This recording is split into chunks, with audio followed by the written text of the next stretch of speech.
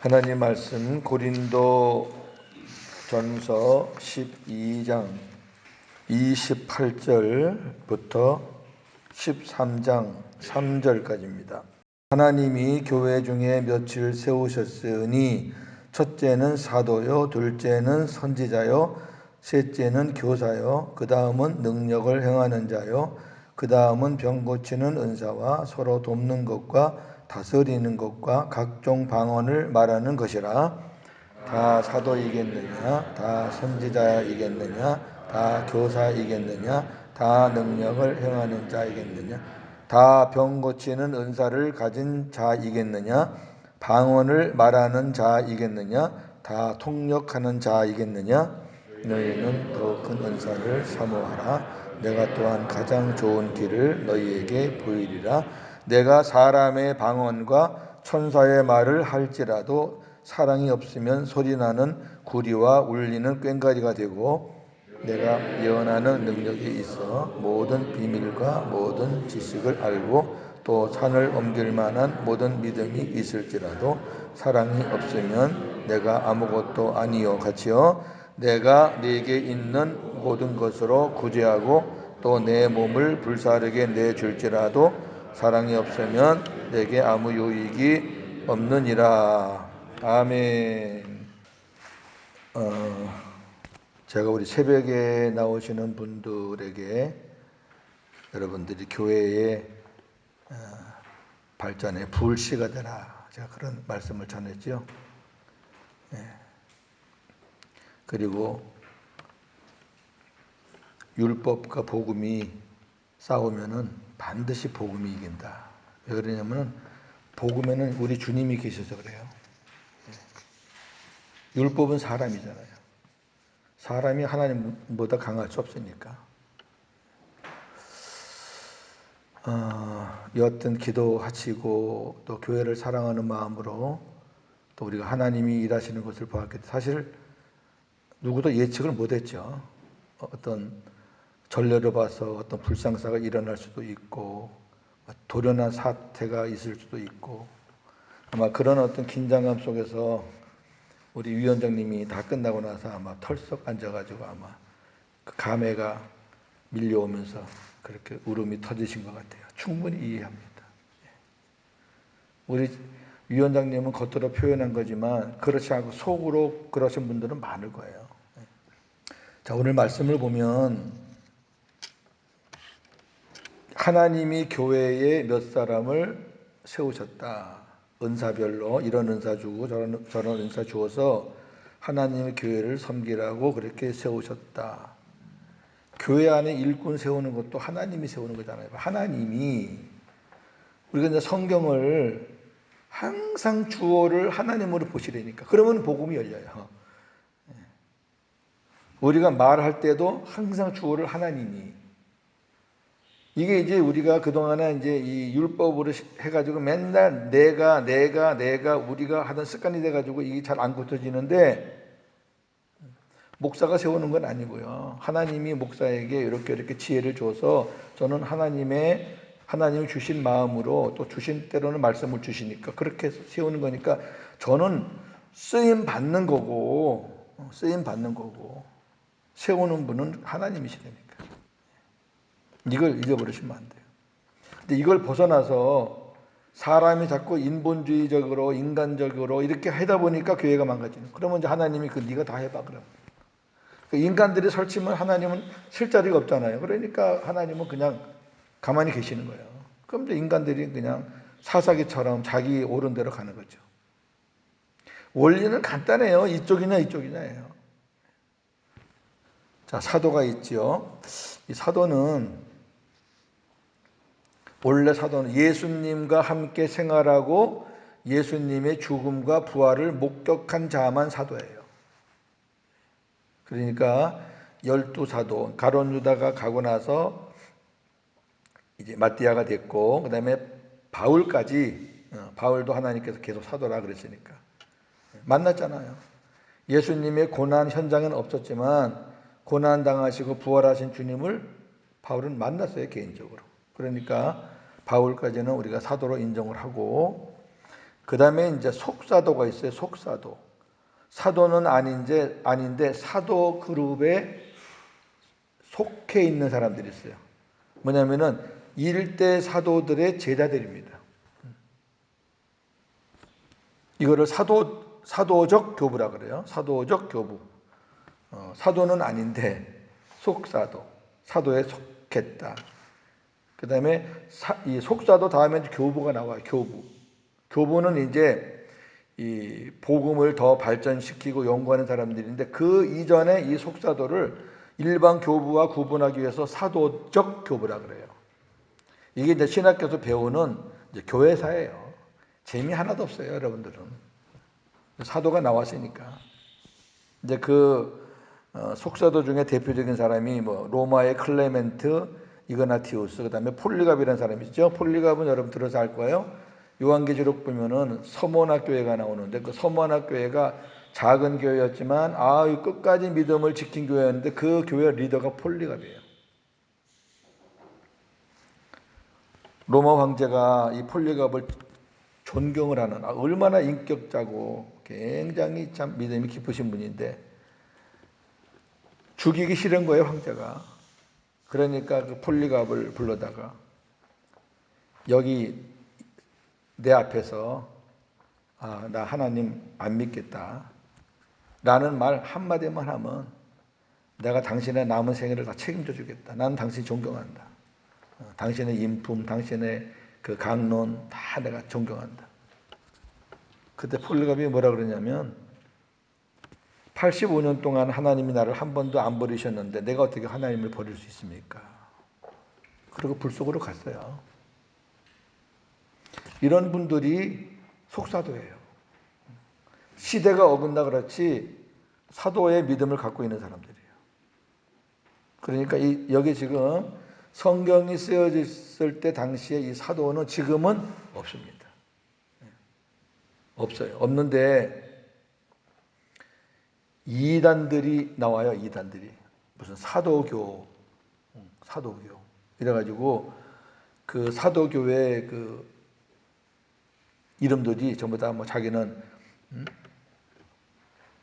이름을 따가 베드로다, 자기가 뭐 요한이다 이래가지고 웃겨요. 12사도, 12사도교도 있고 그 대전에 가면은 12사도교도 있어요. 거기에 빠졌던 사람을 제가 만나서 대화한 적이 있었는데 하여튼 사도라는 이름은 지금은 붙이면 안 되고 지금 만약에 그걸 들고 나오면 그는 이단이에요. 왜? 성경에 딱 되어 있어요. 예수님과 함께 생활하고 예수님을 늘 만나고 그분의 죽으심과 부활을 목격한 사람만이 사도다. 그렇게 해서 가룟 유다의 빈자리를 채운 게 마띠아거든요. 아무나 들어올 수 있는 자리가 아니에요. 그 다음에 선지자가 나오죠. 선지자는 다른 말로 말하면 예언자예요. 하나님의 말씀을 받아가지고 전하는 자인데 이 부분도 우리가 조심해야 되죠. 사실은 지금도 선지자는 없어요. 선지자는 없는데 하나님의 말씀을 받는 사람들은 지금도 있겠죠. 그런 사람들이 받아가지고 예언할 수 있겠죠. 이제 이 부분은 예언에 관해서는 14장 가서 자세하게 해요. 거기 뭐 잔뜩 나와 있으니까. 그 다음에 교사는 말씀을 가르치는 자죠. 목사도 교사예요. 에베소서 보면 목사와 교사 그랬거든요. 근데 그 원어에 보면은 목사이면서 교사 그런 뜻이에요. 그러니까 목사는 가르치는 자예요. 그 다음에 능력을 행하는 자, 귀신의 역사를 제어하거나 기적을 행하는 사람을 능력을 행하는 자라고 그러고 지금도 있을 수 있죠. 그 다음에 병 고치는 자 있을 수 있고요. 서로 돕는 자, 남을 도와주고 섬기는 자. 그 다음에 다스리는 자. 다 은사라 그랬죠. 각종 방언. 그런데 전부 다 선지자겠느냐 사도겠느냐 그러잖아요. 그죠? 전부 다 선지자고 사도고 능력을 행하면은 또 전부 다 병 고치는 은사 가졌고 방언 말하고 통역 말하면 그런 교회가 그게 정상적으로 되겠냐 그 말이야. 다양한 게 좋죠. 다양한 게. 다양해서 서로 이렇게 협력해야죠. 만약에 전부 다 가르치는 은사가 있으면요 서로 여기 쓰려고 그럴 거 아니에요. 서로. 왜? 은사가 막 부릴 듯한데 어떻게 서야지. 그 다음에 다스리는 은사가 있으면 막 서로 그냥 자기가 막 죽어나려 그럴 거 아니에요. 이거 피곤해요. 네.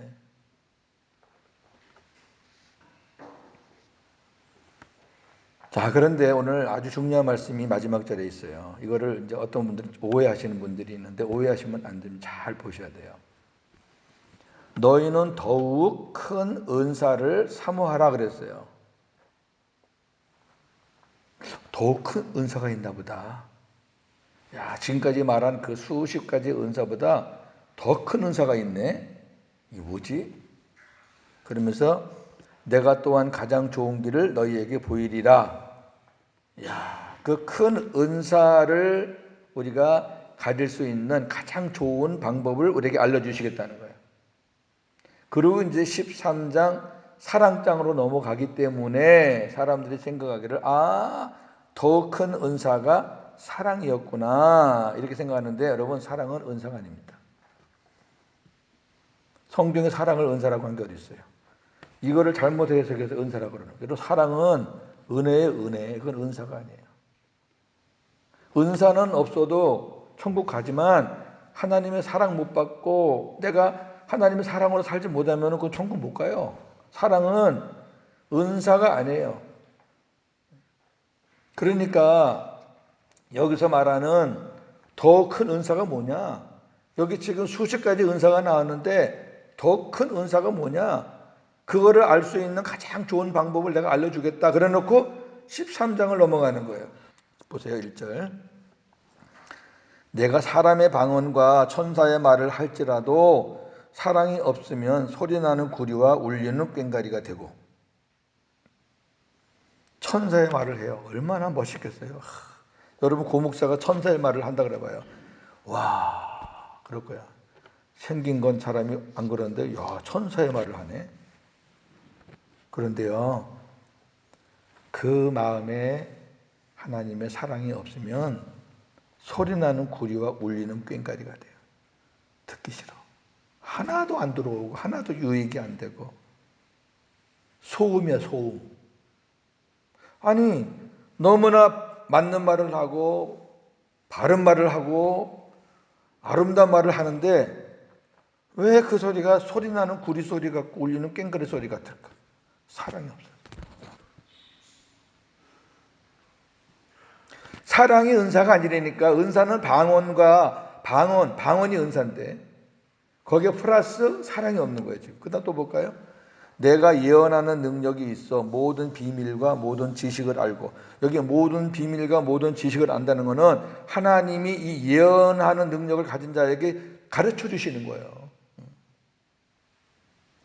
저는 뭐 예언하는 능력은 아니지만 하나님의 말씀을 이렇게 기도하면서 연구하거나 하나님의 말씀을 제가 받을 때 하나님께서 저에게 주시는 경우가 많아요. 이게 설교자의 특권인데, 그럼 저는 그거를 이제 설교를 통해서 여러분들에게 전달하는 거죠. 그러니까 다른 사람들이 모르는 하나님의 비밀을, 감춘 비밀을 알게 돼요. 이 사람은 하나님이 특별히 은사를 줬으니까. 그리고 어떤 사람은 산을 옮길 만한 모든 믿음이 있어요. 와, 그 사람은 뭐 안 믿는 게 없어요. 다 믿어, 다 믿어. 뭐. 그런데 사랑이 없으면 아무것도 아니에요. 아무것도 아니에요. 여기 아무것도 아니라는 얘기는 제로예요, 제로. 무슨 능력이 있고 뭐 예언을 하고 뭐 큰 믿음이 있어도 사랑 없으면은 꽝이야, 꽝. 제가 꽝이라는 말을 많이 씁니다. 또 내가 내게 있는 모든 것으로 구제해요. 내 전 재산을 털어가지고 누구를 도왔다. 그리고 내 몸을 불사르게 내어줘요. 순교까지 해요. 순교. 자기 몸을 아끼지 않고 막 자기 몸을 던져요. 얼마나 멋있어요. 세상에서 이런 사람들하고 의인이래. 야, 이 사람 의인이다. 그런데 사랑이 없으면 내게 아무 유익이 없다. 아무것도 아니에요. 그것도. 하나님 앞에 상 받을 것도 없고 유익이 없으니까 아무것도 없어요. 자, 이게 무슨 말이에요? 무슨 말씀이에요, 이게? 우리가 은사를 행할 때 사랑으로 은사를 행해야 그게 더 큰 은사가 된다, 그 얘기예요.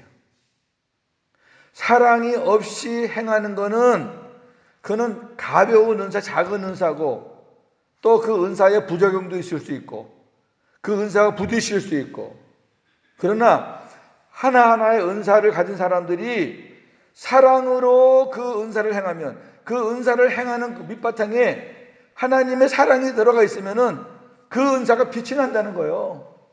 아무것도 아닌 게 아니라 가득 찬 거가 되는 거고, 울리는 꽹과리가 아니라 그 사람을 살리는 소리가 되는 거고, 얼마나 멋있어요. 그러니까 사랑이 은사가 아니라 은사에 사랑이 더해질 때 그 은사가 진정한 은사가 된다, 그 말이에요. 이해가 되세요? 예. 사랑은 은사가 아니에요. 고린도전서 16장 마지막 22절 보세요. 시작. 만일 누구든지 주를 사랑하지 아니하면 저주를 받을지어다. 우리 주여 오시옵소서. 봐요. 사랑이 없으면 저주인데 그게 은사예요? 사랑은 은혜예요, 은혜. 그러니까 이거를 잘 이해를 못 해가지고 고린도전서 12장에 있는 이 더 큰 은사를 사랑이라고 말하시는 분들이 꽤 많아요. 그건 아닙니다.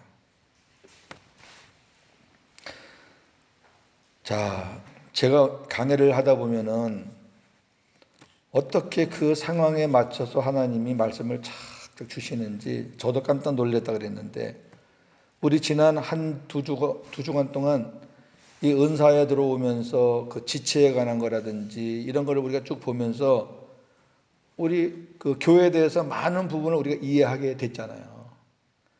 우리가 이 공동회라든지 이런 걸 앞두고 꼭 들어야 될 말씀인데, 따로 제가 말을 해야 될 말씀인데 그냥 하나님 말씀을 통해서 자연스럽게 갔잖아요. 그리고 어떤 때는 또 파당이나 분쟁도 사람을 걸러내는데, 정직한 사람을 이렇게 드러나게 하는데 때로는 필요할 때도 있다. 그런 말씀도 다 보면서, 야, 하나님 어떻게 이렇게 역사하시냐, 하나님. 저도 신기하대요. 이게 강해 설교의 장점이에요. 안 그러고 이제 본문에 없는 말씀을 해대면은 이제 사람의 그 사사로운 감정이 들어가잖아요. 자, 오늘도 저나 여러분이나 다 지금 여기에 속해 있는 사람들이에요. 다 하나님이 세우신 사람들 아닙니까? 은사가 다르고, 다 그 자기가 좋아하는 거 다르고 다 달라요. 그러니까 합력해서 선을 이루는 거예요. 너무 좋아요. 이게 다양성이 많을수록 좋은 거예요. 이걸 이제 담임 목사가 잘 조화 있게 그렇게 이제 컨트롤해서 나가면은 교회가 당연히 아름다워지죠.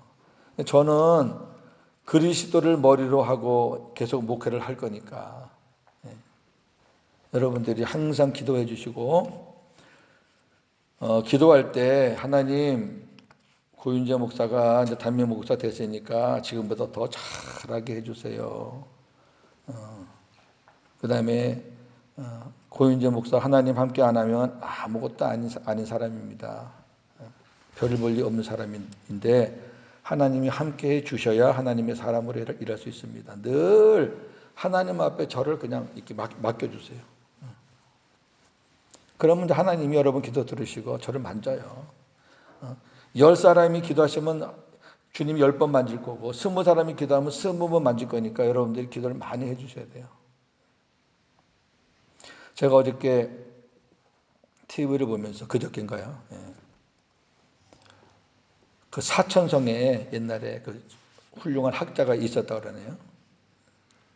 그 학자가 한 말이 이렇게 나오더라고요.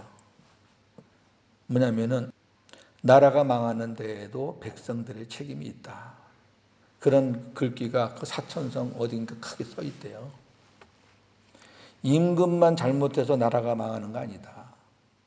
나라가 망하는 책임은 백성들도 있다. 그 말을 이렇게 써놓고 아주 감동 있게 제가 이거 봤는데, 나라도 그래요. 대통령에게만 책임이 있습니까? 백성들에게도 책임이 있고 또 교회도 목사가 주관하지만 목사에게만 다 책임이 있습니까? 우리 교인들이 같이 그런 마음으로 가야 돼요. 저는 어떤 분이 제 이렇게 스타일을 보고 뭐 독재할 것 같다 그랬는데 저는 이제 저랑 이제 일해 보신 말지만 저는 독재를 절대로 안 해요. 여러분 당회를 운영하는 사람이 독재를 하면은 제가 지금까지 목회를 이렇게 했겠어요? 절대 독재 안 합니다. 그러나 결정이 됐으면은 제가 강하게 합니다. 결정이 된 거는 강하게 해야지. 어떤 사람들은 당에서 결정을 해놓고 집에 가서 다 바뀌어버려. 정말 세상 말로요. 와, 목사가요. 장로님들이 대여섯 분이 다 오케이 해놓고요. 집에 가서 누가 바꿔요? 그 있어요, 바꾸는 사람. 그 사람이 바꿔, 자꾸.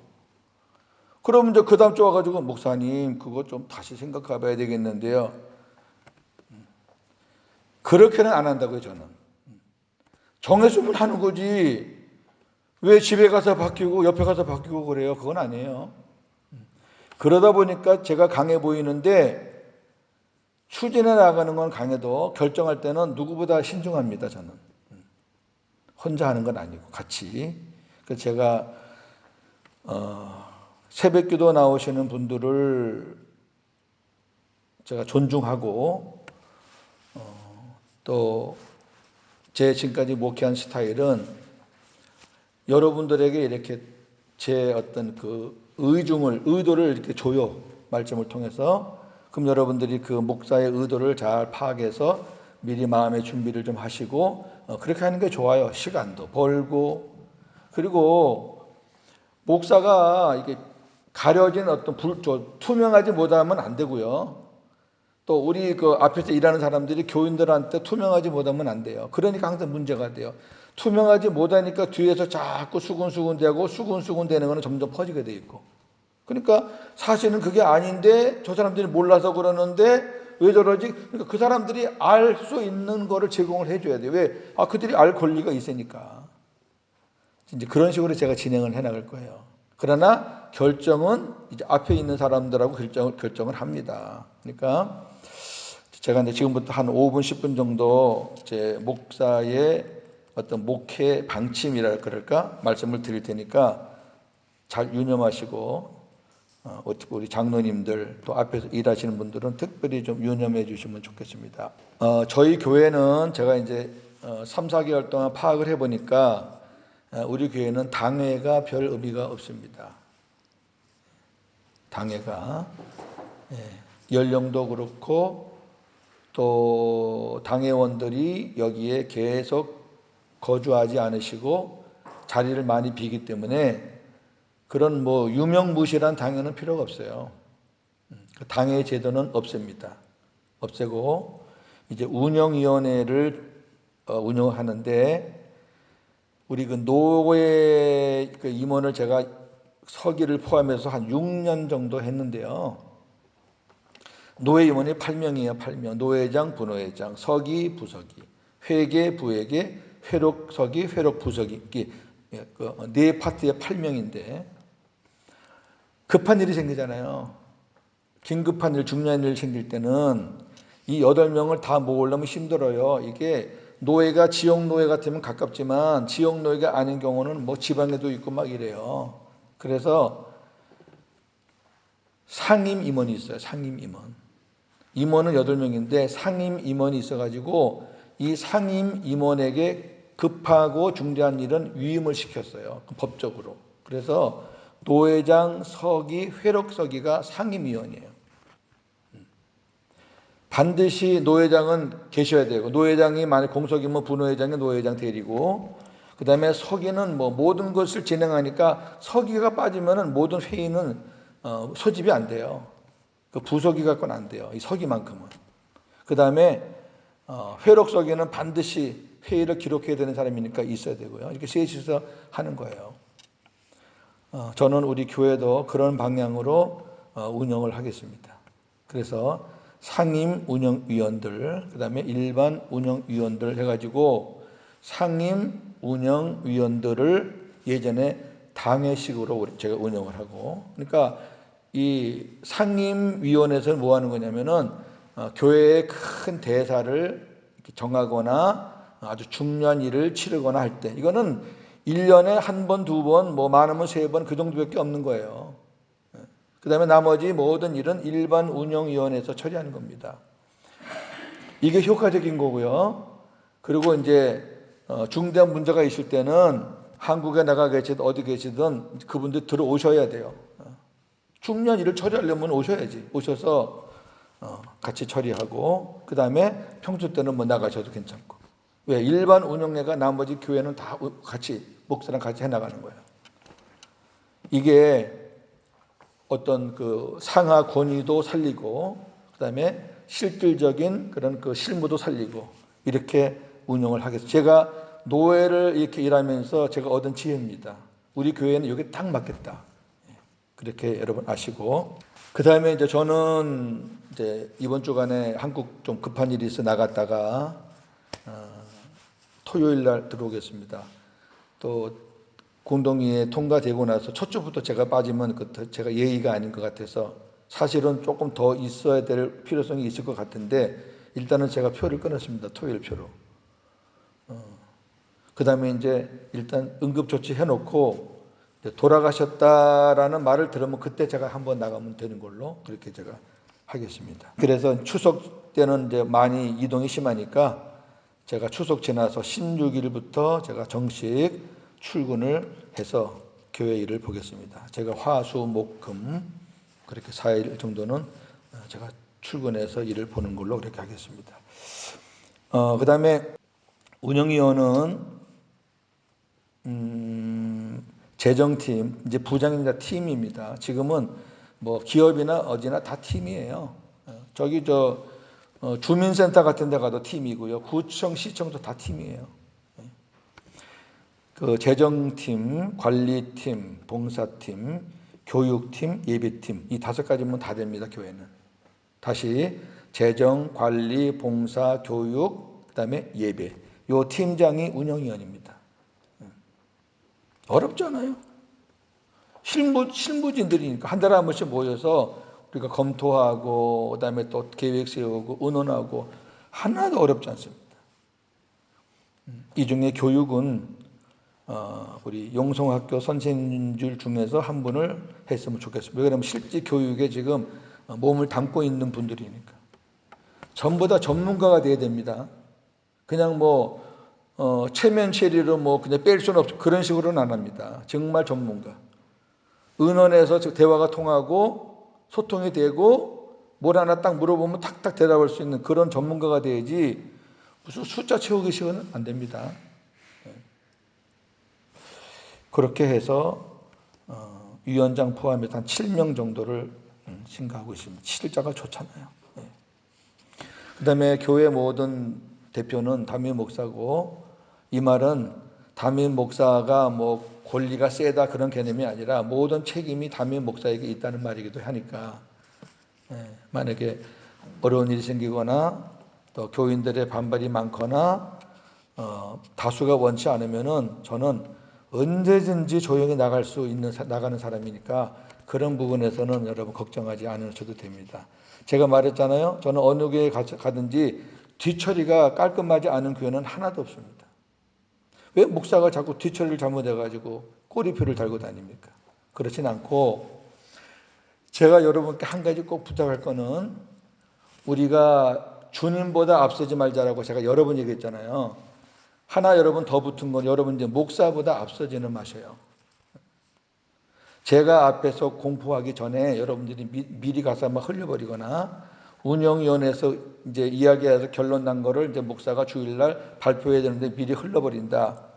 이런 것들이 반복되면은 죄송하지만 그런 분들은 운영위원 자격이 없습니다. 이거는 목사가 목사의 자리가 중요한 만큼 책임이 있는 거고 운영위원도 교회의 대표로 뽑힌 이상 책임이 있는 거예요. 대단히 이거는 아주 심각한 문제니까 꼭 유념하시고, 이제 어제도 제가 보니까 어느 분을 가지고 뭐 아이고 이제 뭐 누가 아무게 반주해라, 누가 어째 해라 그런 말을 하시면 안 돼.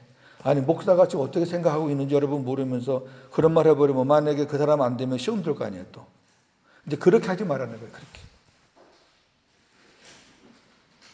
제발 그렇게 하지 마세요. 저는 여러 가지 다 봅니다. 뭐 교인 이제 뭐 한 50명이니까 제가 한 50%는 파악한 것 같아요. 그 다음에 이제 신방은 새가족 중심으로 하고 기존 신자들은 요청할 때만 제가 신방을 합니다.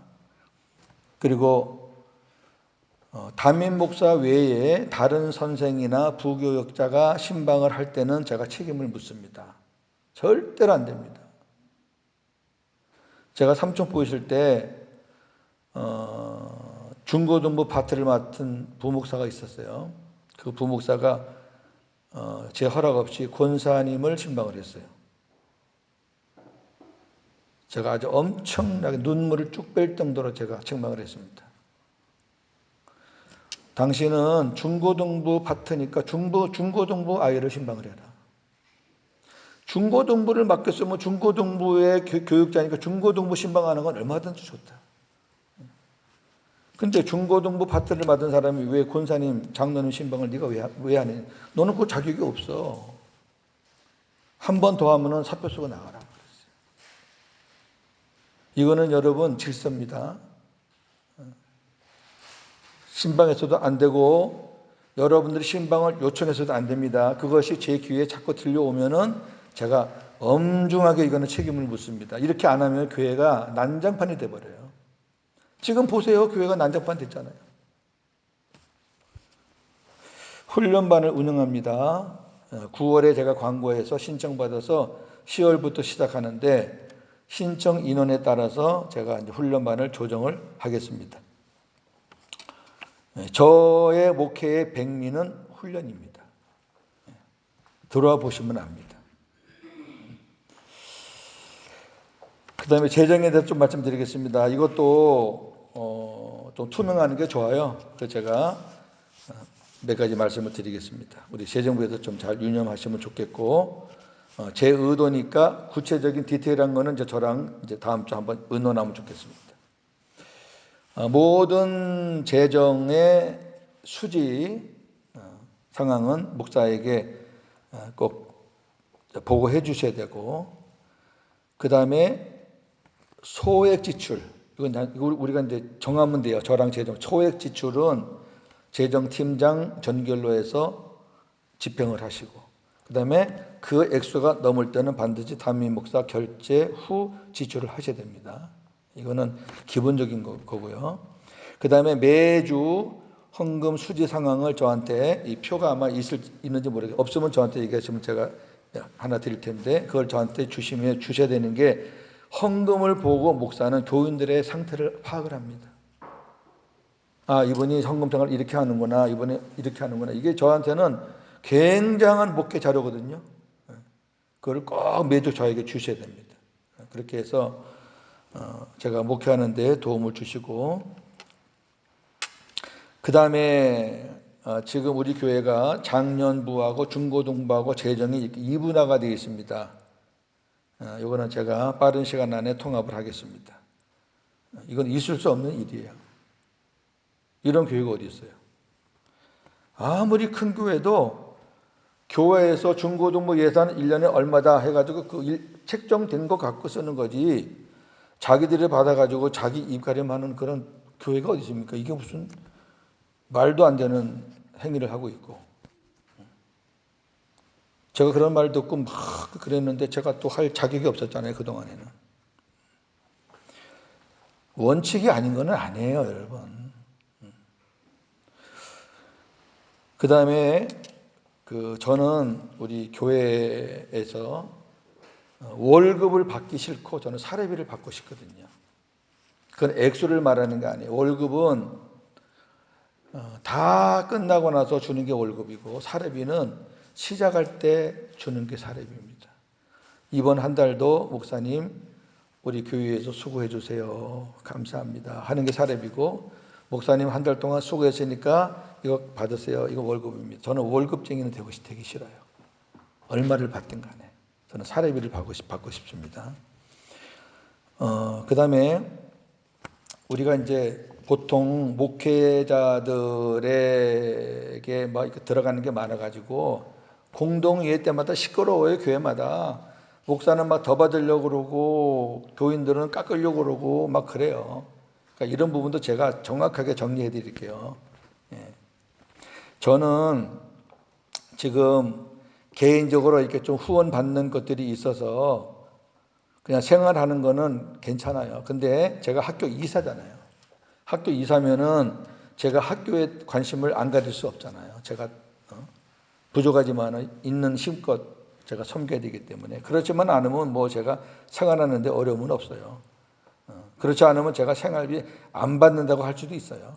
그런데 또 그런 상황은 아니고 이제 뭐 또 결혼도 앞두고 있고 그러니까 이제 어떤 생활비 그다음에 목사가 이제 신방도 하고 그다음에 차가 없으니까 교통비라든지 구제할 거라든지 사람 만남에 필요한 것 이런 것들이 이제 목회 활동비인데 요것도 재정부에서 책정을 하셔야 돼요. 이거는 하셔야 되는 게 맞고 그 다음에 주택 관리비 옛날에 그 어려울 때도 교회가 어려울 때도 사례비를 안 줬던 시절이 있었어요. 50년 60년 전에 그때도 쌀 얼마 주겠다.